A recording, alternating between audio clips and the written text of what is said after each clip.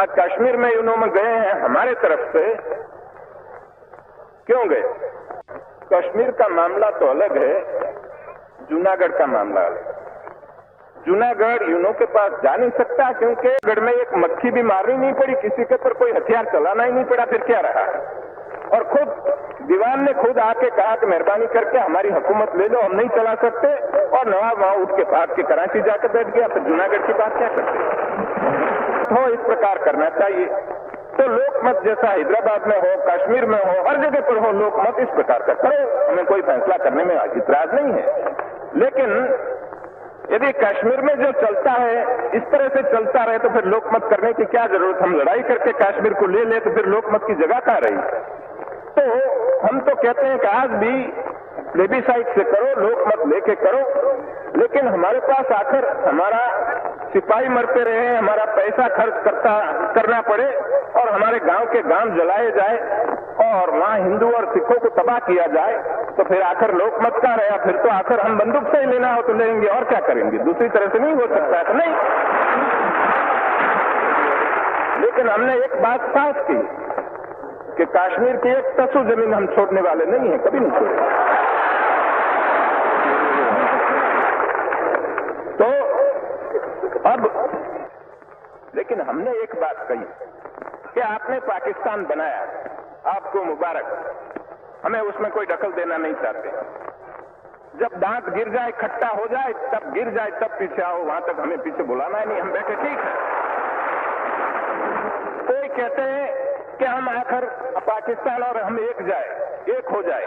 मैं कहता हूं कि मेहरबानी करके ऐसी बात न करो, वहां बैठे रहने दो, उससे बहुत नुकसान है, वहां बैठे रहने दो, करने दो उनको, पाकिस्तान अच्छा बनाने दो। पाकिस्तान जब स्वर्ग बन जाएगा हमको उसकी ठंडी हवा लगेगी, ठीक है, अच्छा।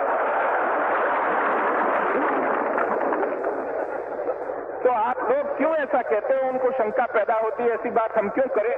मजबूत बनाओ, तगड़ा बनाओ, पाकिस्तान हमारा पड़ोसी मजबूत होता है तो बहुत अच्छी बात है, तो हमको कोई नुकसान नहीं है, वो ठीक है।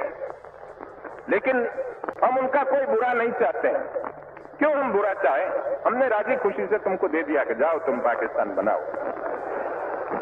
लेकिन यदि हमारी आंख में धूल फेंकने के लिए कोई आवे तो हम कहते हैं कि इस तरह से हम नहीं चलने देंगे, ये काम नहीं चलेगा।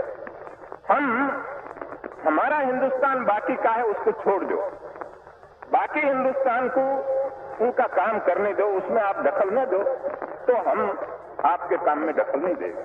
तो आप देख लीजिए, हमने फैसला किया तो जितनी चीज थी उस चीज में उदारता से हमने उनको जितना इनका हिस्सा था उससे ज्यादा भी देने के लिए हमने कोशिश की।